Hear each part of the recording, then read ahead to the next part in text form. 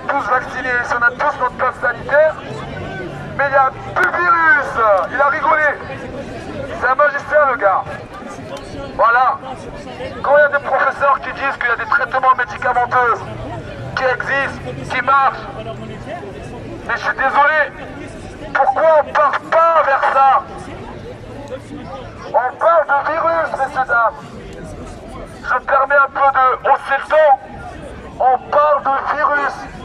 On va prendre la chose la plus petite au monde, c'est-à-dire un grain de sable. Un virus, vous mettez un virus à terre, il y en a au moins des millions dans un seul grain. À l'heure actuelle, le virus, il est là. À l'heure actuelle, normalement, dans un état où on est soi-disant en crise sanitaire, on doit avoir des CRS, des militaires là, qui contrôlent, qui sanctionnent. Vrai ou pas vrai? Soi-disant, contrer la propagation du virus. Mais non! Là, ce qui se passe, c'est quoi? On met une minorité, on stigmatise une minorité, on discrimine une minorité. Bonjour, bonjour. Moi, je suis pas tout à fait d'accord. Moi, je trouve que face à un virus, au lieu d'avoir des CRS qui contrôlent et qui mettent des amendes, on devrait avoir des infirmières, des médecins, des aides-soignantes, des respirateurs, et qu'on donne de l'argent au service public, à l'hôpital, qu'on les paye correctement, qu'ils aient les moyens. On est un pays riche, il n'y a pas de raison qu'on manque d'infirmières, de respirateurs. Et je ne comprends pas qu'à notre époque, on règle une crise sanitaire par des mesures répressives, par des amendes, et que dans le même moment, on donne 900 000 euros à la police et à la gendarmerie pour s'équiper, mais on ne donne pas autant pour les hôpitaux pour s'équiper. Donc comment ça se fait que depuis 2 ans, on ne donne pas plus de moyens à l'hôpital pour ouvrir des lits, pour embaucher des infirmières, pour embaucher des médecins, pour les laisser soigner comme ils voudraient, plutôt que d'embaucher de la police, des milices, des vigiles, des militaires un peu partout. On n'a pas besoin de ça en fait pour battre le virus. Donc si on regarde la situation, on est plus face à un virus politique qu'un virus sanitaire finalement, puisqu'il le règle de manière politique et répressive. Donc il faut vraiment se poser la question à quoi ils sont en train de jouer. Là, ce qui va rester après le virus, quand le virus il sera éteint, ou qu'il aura muté, ou qu'on aura atteint une immunité collective suffisante, qu'est-ce qui va rester? C'est toutes les mesures liberticides. Et ça va rester, ça va être inscrit dans le droit commun. C'est là que c'est grave. Exactement comme ils ont fait avec le terrorisme. Souvenez-vous en 2015, quand il y a eu la vague de terrorisme, on est passé en état d'urgence, qui était provisoire, puis ça a été prolongé, puis après c'est tombé dans le droit commun. Et bien il faut s'attendre à la même chose avec le Covid. C'est-à-dire que le pass sanitaire, l'identité numérique, le passeport vaccinal, voir la carte d'identité numérique, les QR codes partout pour rentrer partout, voir si on va un peu plus loin le crédit social à la chinoise chez nous, où chaque être humain, chaque citoyen a un QR code et a des points où on peut se noter les uns les autres. C'est un peu vers ça, vers ce vers quoi on est en train de glisser. C'est ça qui est dangereux, c'est toutes ces mesures liberticides, un état de contrôle permanent des citoyens. Donc à nous de nous organiser, comme disait le collègue tout à l'heure, il va falloir reprendre le pouvoir, il faut virer toutes ces pourritures. Et c'est pas que Macron, c'est tous les autres, tous ces sbires, les lobbies, Big Pharma. Tant qu'on n'aura pas repris la main sur ces gens-là, ils nous exploiteront, ils essaieront de nous dominer et de nous dire comment on doit se conduire. Sauf que on est plus nombreux, on est intelligent, on a un cerveau entre nos 2 oreilles, et c'est pas parce qu'on a fait l'ENA qu'on n'est pas capable de s'organiser, de gérer notre société. Donc moi je nous invite à réfléchir, à aller au-delà de la manifestation. Qu'est-ce qu'on va faire au-delà? Parce que la simple manifestation comme on fait là tous les samedis, de marcher de 14h à 18h et de rentrer à la maison, honnêtement ça fait pas trop peur à Macron. Macron, il va pas reculer avec ça. Donc qu'est-ce qu'on fait si on veut faire reculer Macron? Il faut qu'on réfléchisse tous ensemble à d'autres moyens peut-être de s'organiser, à d'autres moyens d'action. Je ne sais pas lesquels, mais on est là pour ça en fait. Il faudrait que chacun donne un peu son idée, qu'on se retrouve ici ou un peu plus loin, et qu'on arrive à se décider sur d'autres moyens, de les faire plier en fait, d'occuper le terrain et de trouver d'autres moyens de pression pour les faire reculer longuement et reprendre le pouvoir derrière. Donc je vous invite tous à réfléchir dans notre coin et ensemble, à savoir quelle solution on peut inventer, parce qu'on a 10 000 choses à inventer les gars. On a 10 000 choses à inventer pour gagner, parce qu'on peut gagner. Par contre, si on répète toujours les mêmes choses et que ça ne marche pas, on n'y arrivera pas. Il faut qu'on essaie de faire autrement. Voilà.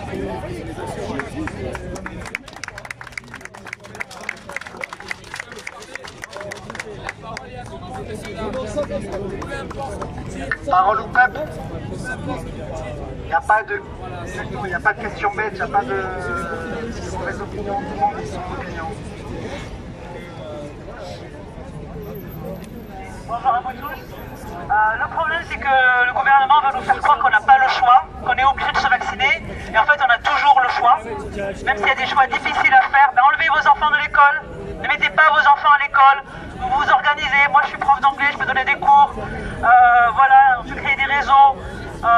On peut aussi retourner dans les campagnes, on n'est pas obligé de vivre en ville, on n'est pas obligé de tous vivre en ville. Repartez dans les campagnes, allez acheter un bout de terrain, sortez de votre boulot, je sais pas, sortez votre argent de la banque aussi, parce que vous allez vous faire prendre tout votre fric, c'est prévu.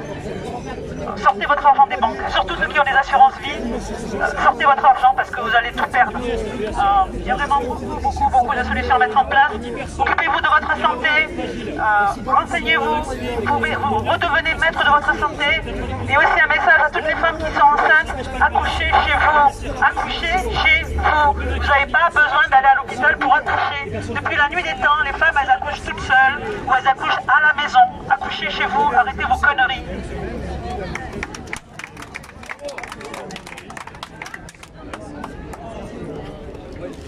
La circulation est réduite, elle n'est pas stoppée.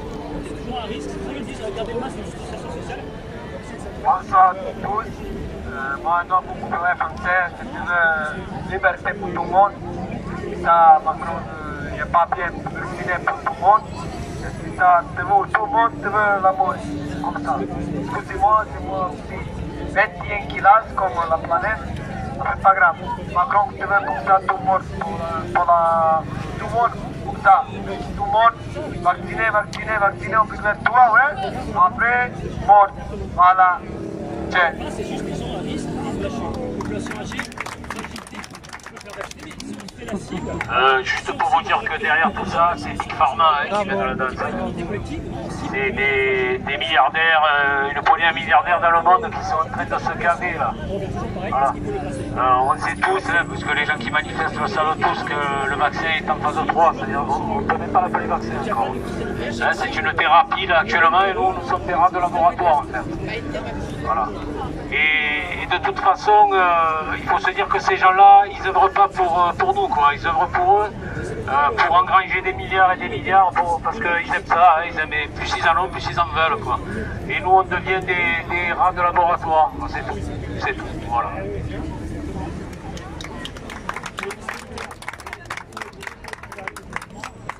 Alors, je vais vous donner de l'information concrète, c'est que la politique sanitaire, ça représente 140 milliards d'euros par an. Ils prévoient ça même sur 3 ans. C'est prévu, comme si ils savaient exactement ce qui allait se passer. Et le budget de l'État, ça c'est 330 000 euros. Donc la politique sanitaire, ça représente 40%. Donc ça fait réfléchir. Voilà, c'est une information que je donne parce que ça fait vraiment à réfléchir. Vous pouvez le donner par exemple à des gens qui sont plutôt favorables à la politique actuelle. Vous pouvez leur donner ce chiffre et leur demander est-ce que c'est normal. Voilà.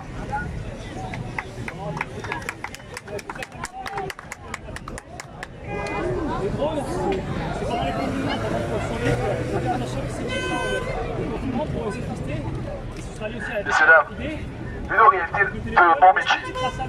D'accord, une orientée de bon métier. Vous faites soignant. On nous rigolait là. C'est vrai, un médecin, juste parce que dans sa qualité médecin, pour lui, il se croit tout permis. Donc, une réalité qui est vraie, mais que les médias ne diront pas. Un médecin va rentrer dans 4, 5, 6, 7, 8, 9, bref. Tous les chambres Covid, il aura juste un masque. Il ne va pas se laver les mains entre chaque machin, alors que normalement, quand il sort de chaque chambre, il doit se laver les mains. Dans une chambre Covid, on a des équipements. Après, c'est vrai que dans certains établissements, on n'a pas nécessairement. On est quand même normalement la 4e vague là. À l'heure actuelle, un an après, un peu plus, on n'a pas d'équipement digne de ce nom. À se poser les questions aussi, hein. À se poser les questions. Voilà. Donc vous avez ce médecin-là qui rentre dans une chambre, deuxième chambre, troisième chambre, il touche ce patient qui a le Covid. Il rentre dans notre chambre, il retouche, et il sort, il touche n'importe quoi. Les claviers pour faire ses transmissions. Et quand on lui dit mais pourquoi il faut rien, t'inquiète pas, c'est rien. Là j'en suis, ça m'a 3 balles, t'inquiète pas, je sais ce que je fais. Tu sais ce que tu fais. Tu sais ce que tu fais.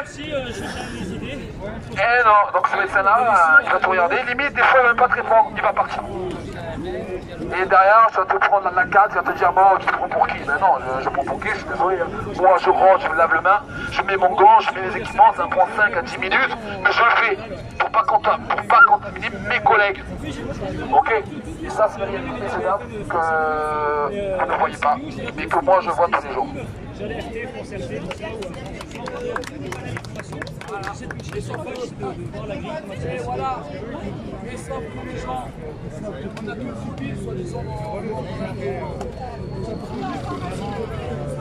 Une autre réalité, messieurs, dames, on en parle, oui, on est le pays qui a vacciné, admettons, les plus de 70 ans, avec des maladies et tout, ok.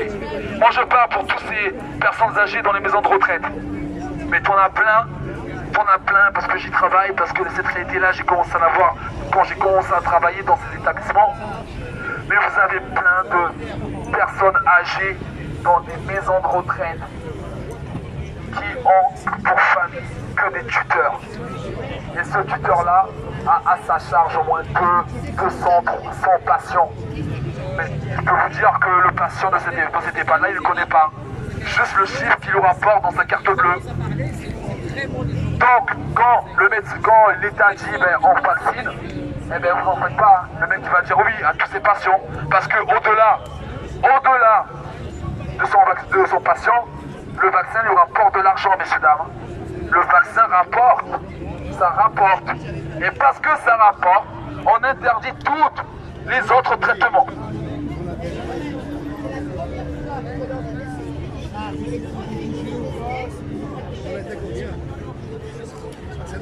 Non mais...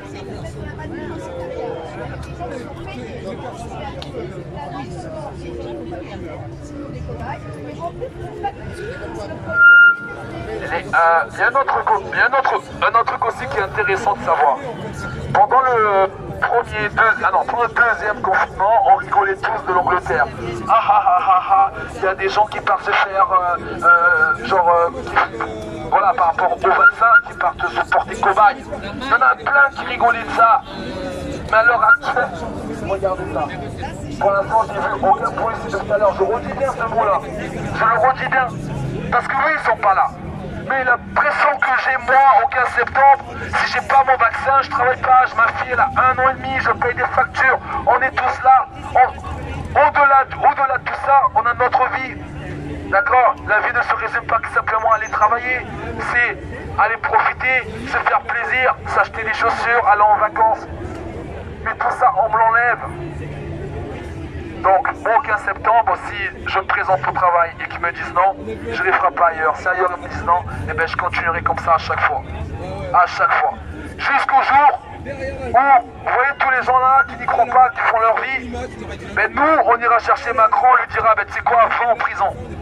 Voilà, va en prison. Et on va le sanctionner, ce salopard. Ce salopard, parce qu'il dit que tout ça, c'est qu'une question d'équation. C'est qu'une question d'équation. Notre cher président de la République parle de nous comme des équations. L'équation est simple. On est tous vaccinés. Qu'est-ce qui se passe? Liberté. Qu'est-ce qui se passe? Par moi, on peut parler. Mademoiselle, vous pouvez parler. Vous parlez. Voilà. Bonjour à tous, merci à tous d'être là, ça fait plaisir, moi j'ai 34 ans et en fait je suis donc sans emploi. J'ai par choix, enfin oui et non, parce que je veux mettre plus de conscience et j'insiste sur ce mot parce qu'aujourd'hui je pense que le mot qui a une importance c'est le mot conscience. Chacun fait ses choix, il faut qu'on essaye, enfin moi je tente de le respecter, de mes amis, de ma famille, mais peu importe le choix, il n'y en aura pas de bon, il n'y a pas de mauvais, mais qu'on mette de la conscience dans ce qu'on fait, dans ce qu'on dit. Chaque mot, chaque acte a une importance et a des conséquences. Le choix où on va aller manger, où on fait nos courses, comme tu dis, tu as dit à juste titre, il faut boycotter certaines choses, il faut oser en fait. Là, moi je suis venue toute seule, bah ouais, il y en a qui n'auraient pas osé, il y en a qui disent, bah faut pas aller aux manifs, c'est dangereux les manifs. Bah venez déjà, celui qui dit ça en général, il n'a jamais fait de manif, bizarrement. Donc là, toujours la peur qui domine le monde. Bah non, bah moi je suis fière d'être là aujourd'hui, d'être avec vous. Je vous remercie. Moi j'ai eu des beaux témoignages, des gens handicapés qui sont venus.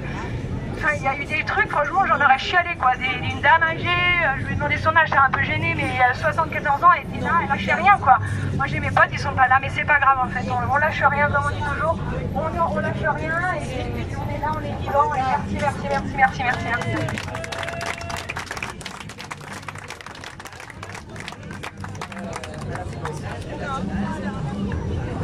Bonjour tout le monde. Bonjour. Voilà, j'ai un coéquipier avec Salut Saïdi en fait. Je travaille avec Salut Saïdi. Je m'appelle Paris sur les réseaux sociaux, c'est Paris. Voilà. Le truc, il faut comprendre que les gens, en fait, ils ont été anesthésiés. Il ne faut pas oublier qu'il y avait 1 an et demi, 2 ans de gilets jaunes et que d'un coup un virus, il empêche les gens de manifester. Voilà, avec un virus. Voilà.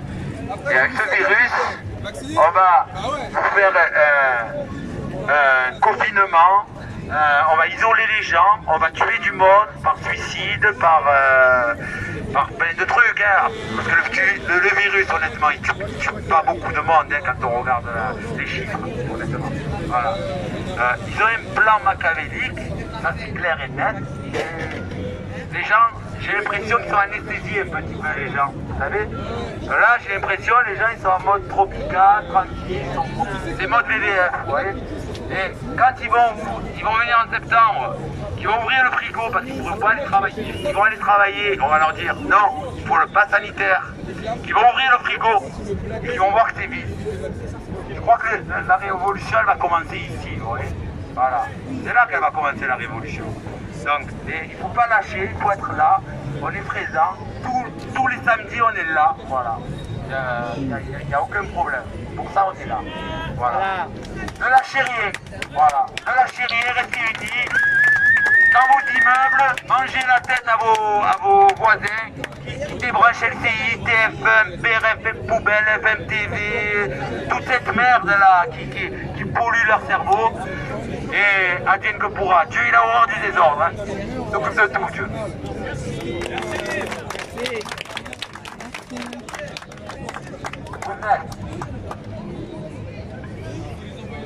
Donc, par contre, à un moment donné, je vais le redire, mais encore le redire, on n'a pas de personnalité politique. Voilà. Donc, ça veut dire que tout le personnel politique à Marseille, ils sont tous pour ce putain de vaccin, ce putain de passe sanitaire, ce putain de gouvernement. Parce qu'ils sont pas là avec nous. Sincèrement, par contre, quand les élections vont arriver, aux pauvres, il y aura les affiches ici, là. Vous voyez les affiches là sur ce truc? Voilà, vous allez là entendre parler de ça. Ils vont venir, ils vont commencer à faire leur propagande, venir parler. Mais là, à l'heure actuelle, le débat qui est à l'heure actuelle commence à être étouffé. Oh, Macron commence à parler de l'Afghanistan, patin. Oh, oui, la situation, elle est terrible. C'est vrai. Mais notre situation, à nous aussi, elle est terrible. Merci l'Afrique, l'Europe, elle existe. Merci l'Afrique. Donc, à un moment donné, il n'y a pas de parti politique. Le maire, il est où? Les secrétaires du maire, ils sont où? Les adjoints du maire, ils sont où? Les directeurs d'hôpitaux, de cliniques, les cadres, ils sont où? Ils sont où ces gens qui sont contre ça mais qui ne veulent pas parler pour leur putain de fonction? Les médecins, ils sont où? Ils sont où les médecins? Les médecins, ils sont où? D'accord? faut pas oublier aussi, quand on parle de démocratie, on parle oui de nos élus, les maires et tout ça. Mais qui est-ce qui étend le pass sanitaire, par exemple, aux grandes surfaces? C'est issu de la préfecture.